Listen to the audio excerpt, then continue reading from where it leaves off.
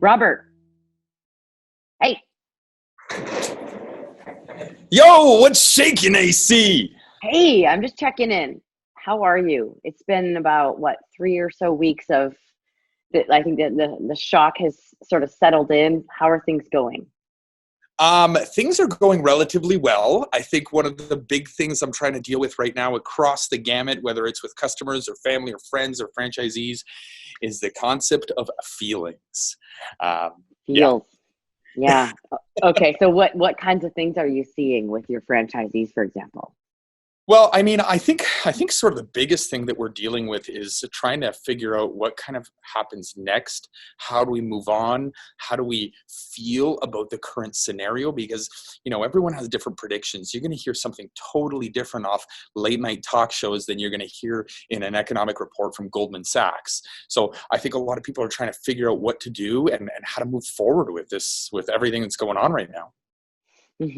I've seen that too in the different companies that I work with, that there's a real range of, and not just in the businesses, but even in people I talk to, there's a lot of optimistic people, but there's also a lot of people that are still just like really scared. And there's a lot of layoffs happening, and this is supposed to be one of the biggest weeks right now. Potentially there could be some big peak this week.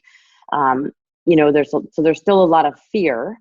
Um, is that something you're seeing, the range of people that you communicate with, and especially in your franchisees? Yeah, you know what? There's definitely a ton of fear. There's still some panic. There's some indifference even. But I think Mm, what a lot of them are kind of missing is that to me it seems like it's all different stages of grief. Actually, there was a great article published in the Harvard Business Review, and I think they were talking about some write-ups done by David Kessler, which is sort of the governing the body guru. or expert on grief. And he says that right now everyone's sort of dealing with this thing that's called anticipatory grief, as if you knew that a loved one is suffering from a terminal illness. They haven't passed away yet, but when they do, then what happens? That's the grief you're dealing with right now. Maybe your business hasn't shut down yet, the economy hasn't completely crashed, but what happens when it does? So it's this anticipatory grief, and there's different stages in there, right? Like there's the denial, the anger, the bargaining. And I'm trying to move everyone towards the acceptance so they can accept what's happening and try to move forward with it.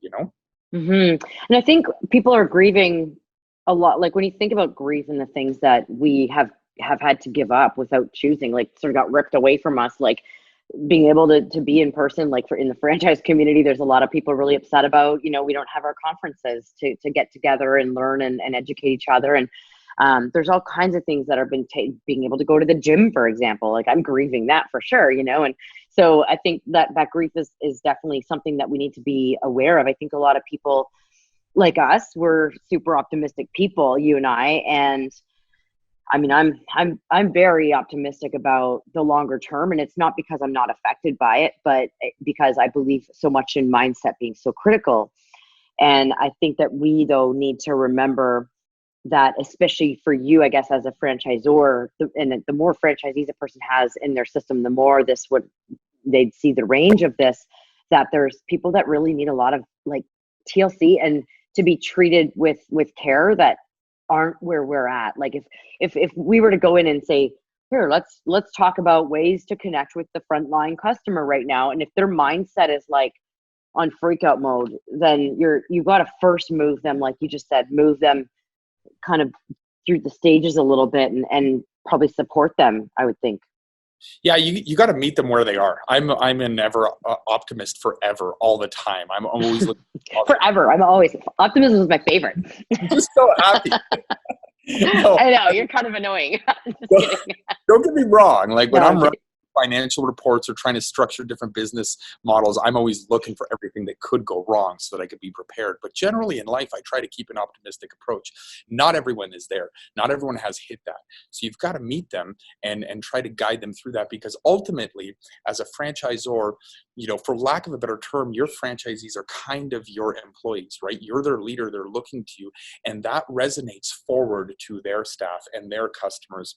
Like when I think about companies like Lululemon or the Body Shop or especially Costco, these are companies that had have built massive empires without spending any money on marketing. You know, like Costco, I think, is the 7th biggest company, roughly around there from a revenue standpoint. And it's because their employees treated their customers and provided such an impeccable experience that word of mouth, they're spread. So as a franchisor, if you're able to find that connection with your franchisees wherever it is and try to help it blossom and move forward, then eventually that's going to resonate down and further and hopefully provide some fruitful results for your business. Really what we're talking about here, it sounds like to me, is leadership. And because that leadership trickles from the franchisor to the franchisee to the employee, and that whole, the way that everybody's treated then trickles right through to the customer. That's actually something that my dad talked a lot about at M&M Meat Shops, you know, that like that if the employees are properly taken care of, then the customers will be taken care of. And yeah, in franchising, you've got the franchisees within that chain. So I think, you know, that really resonates right now at a time when I know that I haven't yet met a franchisor that's not trying to take care of their franchisees, but it's kind of like, I think recognizing that what you're doing for them might not be what they need. What they might need is that compassion about the stage they're at, as difficult as that might be for people that are more optimistic or don't feel the same pains as them. Or, you know, often I think franchisors, they know the answer. They're like, we know this is what you need to go do. Why don't you just go do it? You know, and the person's not at that level, so they're not open to hearing it. So I think recognizing that is probably pretty valuable.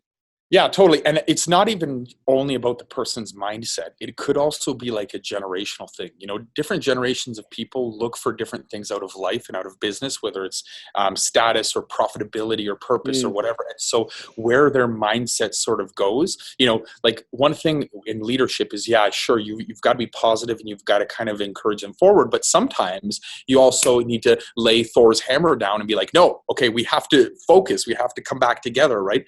So it's not that you should or shouldn't be like a pushover or where's the line here. And there's more things that affect that than just the scenario, the economic scenario. It could be personal issues and things that come out in their life that way as well. So it's a really in my opinion, it's such a fickle line to walk, like a tightrope. You know, what can you do here? Because it's very easy to be tagged up as a poor leader when you make one misstep. So you're always going through it. You know, always are able to find the things that you do when they're negative, but when you do the positive things, it always gets overlooked. And you've got to have resilience and a thick skin to be able to make it through that sort of criticism.